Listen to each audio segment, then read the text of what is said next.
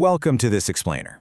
Today, we're diving into a genuinely fascinating, almost mind-bending geopolitical theory from a recent analysis. It claims that a massive global shift is happening right under our noses, a complete pivot away from legacy financial systems and decisively toward physical economics. It's a perspective that attempts to totally reframe how we understand modern global conflicts, diplomacy, and alliances. We're not talking about your traditional geopolitical chess games here. We're talking about a fundamental clash of entirely different economic systems. To make sense of all this, we're going to break it down into 5 key parts. We'll start with a surprising policy shift, contrast 2 competing worldviews, look at how hard power is being redefined through economics, unpack a strategic admission from foreign policy insiders, and finally, look at what this new global alignment actually means for all of us. Let's get right into it. Part 1. A surprising policy shift. Let's jump into the deep end with a recent, highly unexpected statement regarding the Middle East that really acts as the anchor for this entire theory. Check out this quote from Donald Trump regarding the Abraham Accords. He suggested that perhaps the Islamic Republic of Iran would like to join as well. Now, wait a second. Given the intense historical conflicts in the Middle East, the idea of Iran joining a peace and normalization agreement with U.S. allies sounds, well, on the surface, it sounds absolutely wild, right? So how in the world does this make any sense?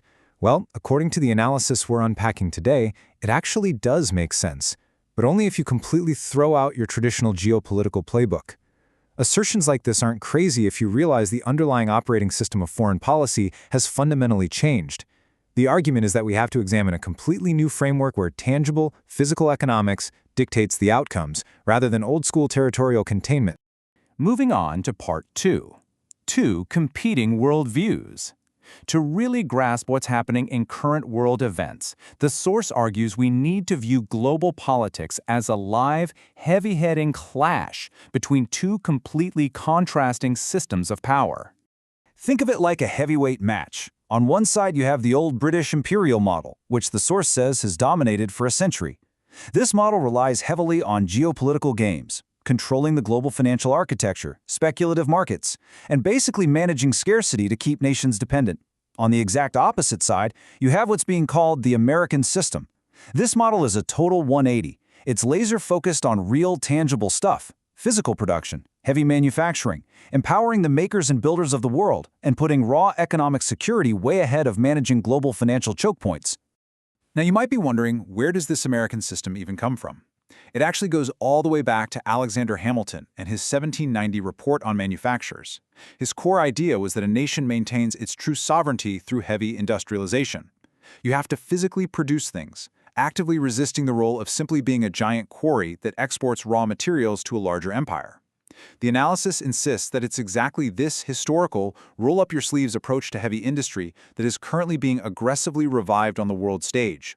Which brings us to Part 3. Hard power through economics. So how does a dusty 1790s economic theory actually translate into modern foreign policy and real-world hard power?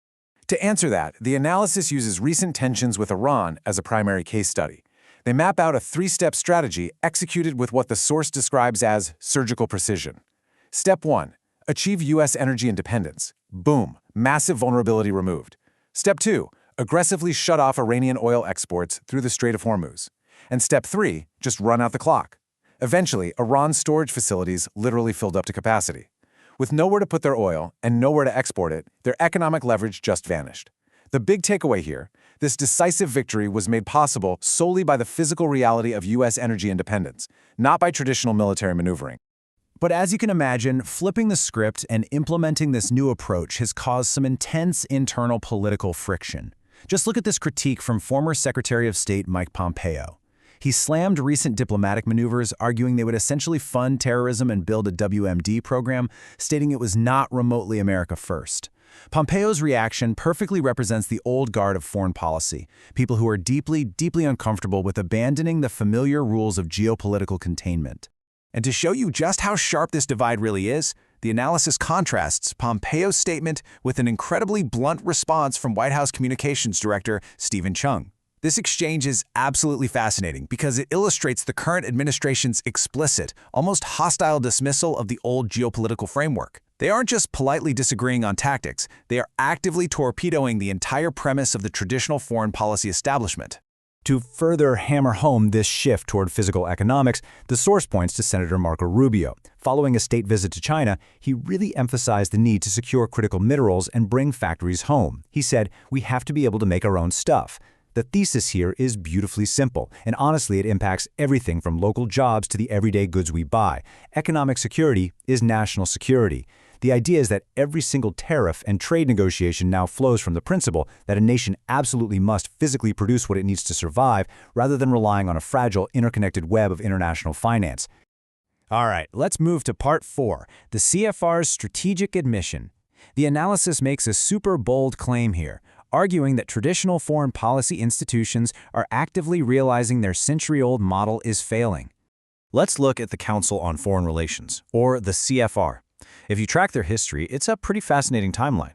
They were founded back in the 1920s as a sister organization to Britain's Chatham House to help manage U.S. policy. Fast forward to 1977, and they were promoting an objective of controlled disintegration of the world economy, which is essentially a direct attack on that Hamiltonian physical production we talked about earlier. Now jump to the present day. They've launched a new project called the Future of American Strategy.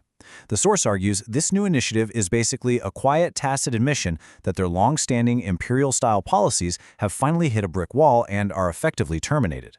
And you really have to pay attention to the specific language they're using here. It is highly revealing. Charles Kupchan, a contributor to this new CFR project, recently quoted Antonio Gramsci, an Italian neo-Marxist, of all people, to describe the current collapse of the liberal international order. He talked about the old dying, the new struggling to be born, and a variety of morbid symptoms appearing. Calling these massive global shifts morbid symptoms perfectly captures the sheer anxiety of the old guard as they watch sovereign, physical, economic independence make a massive comeback. And then you have this quote where Kupchan dismisses reindustrialization outright as a delusion. Now, the analysis we're exploring today characterizes this not as cold, objective policy advice, but really more as a desperate prayer by the old guard. It's as if they're hoping against hope that the unstoppable revival of physical manufacturing can somehow be halted. It highlights a fundamental, deep-seated disbelief among these legacy institutions that a return to a true maker and builder economy is actually unfolding right in front of them. This takes us to our final section, Part 5, a new global alignment. Because if physical economics really is replacing geopolitical containment, well, how does that reshape the map of the world? According to the source, we are witnessing the birth of entirely new relationships among the planet's major industrial heavyweights. Instead of the old game, playing powers against each other just to preserve financial architectures, we are now seeing countries like the US, China, Russia, India, and Japan interacting in completely unprecedented ways. These emerging alliances aren't about containment. They're based strictly on a shared drive for real, tangible, physical economic growth.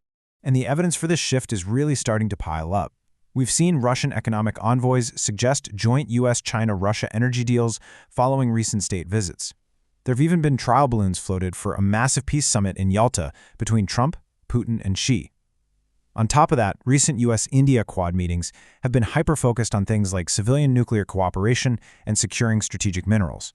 The common thread here?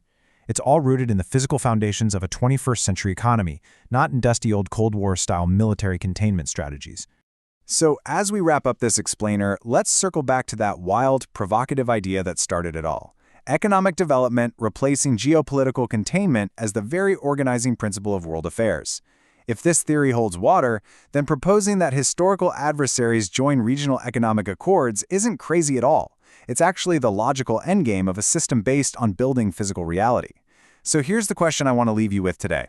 Are we witnessing the permanent end of a century-old global financial order, or is this whole thing just a temporary disruption in American strategy? It definitely leaves us with a lot to chew on.